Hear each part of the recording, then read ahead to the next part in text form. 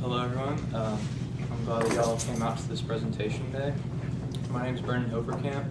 I'm a student here at St. Edward's University, and I recently volunteered at the Capital Area Food Bank here in Austin. And today I'm going to be telling you a little bit about the organization, what it does, its goals, and how it helps our community. So I'm going to be first of all, I'd like to say that when I concluded my volunteering session at the food bank, according to my volunteering coordinator, me and my fellow volunteers packaged over 4,000 meals for hungry people in our community. And I'm going to be previewing some of my main facts right now.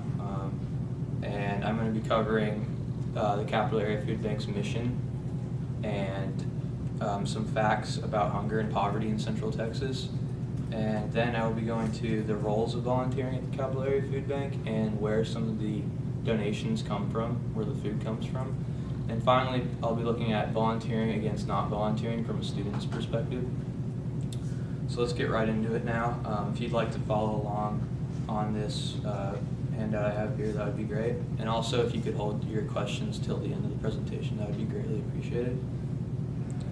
So, Capital Area Food Bank's mission is to nourish hungry people and lead the community in ending hunger.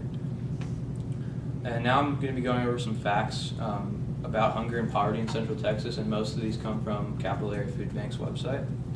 So first, in Travis County, 43% of people living under the poverty line struggle to put food on their tables day in and day out. And over 400,000 Central Texans are estimated to be food insecure, which means they struggle to find food on a daily basis. In 2008, 17% of children living in Central Texas lived in poverty, and over 100,000 children are now served by Capital Area Food Bank each year, and that's according to a Hunger in America report regarding Central Texas area. And finally, the Austin American Statesman points out that hunger affects millions of low-wage earning Americans, even those with 2 jobs or more, and even those who serve our country often struggle with hunger at times. So I'm going to get into the roles and the experience of volunteering at the food bank. First, let me tell you where the food comes from. The majority of it is dropped off from donations from individuals and also from large grocery retailers such as H-E-B. These retailers donate the food because the packaging is not sufficient to be shelved at their stores because of malfunctions, whether maybe a box got ripped open a little bit or a can is dented.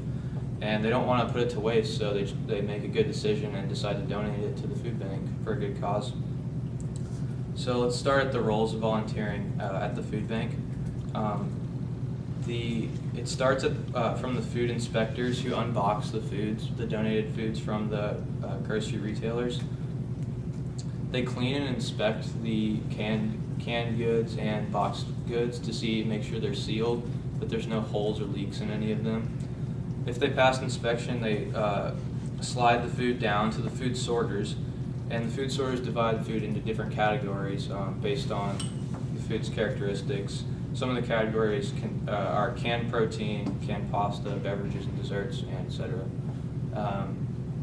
Once the sorters put the food in a box and it reaches maximum capacity, they will pass it along to the food packagers, and the food packager's job is just to approximate the weight of the boxes to make sure that it is good to ship off to other local food pantries and to serve to hungry people.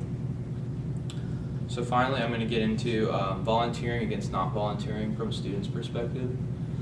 So we're all students and we all have big commitments such as clubs, sports, some of us, and of course studying, which takes up a huge amount of our time.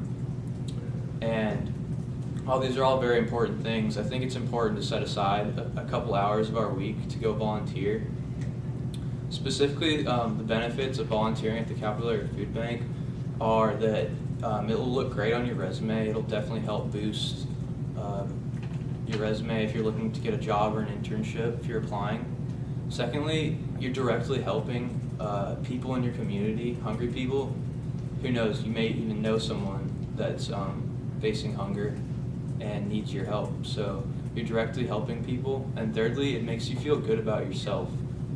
Personally, when I left the food bank after my volunteer session, I actually felt as if I was helping a child or a family out in my community, and it made me feel good. And it's pretty important that we get out there and help these people. So I'm going to conclude this presentation now. First, I explained the mission of Capillary Food Bank and some facts about hunger and poverty. I then covered the roles volunteers play, the inspectors, sorters, and packagers, and where food comes from, where the donations come from, such as individuals and large grocery retailers. Finally, I compared volunteering against not volunteering from a student's perspective and the benefits of volunteering, such as it boosts your resume, you're directly helping those in need, and it makes you feel good about yourself. So finally, my vision for the future for Capillary Food Bank is that more students will get involved and volunteer, take time out of their busy schedules to volunteer for a 3-hour volunteering shift, and ultimately this will help more food get to more hungry families and kids out there that really need it and that really struggle with hunger day in and day out, and ultimately it will help end hunger in Central Texas. So that's my presentation, and I can take questions at this time.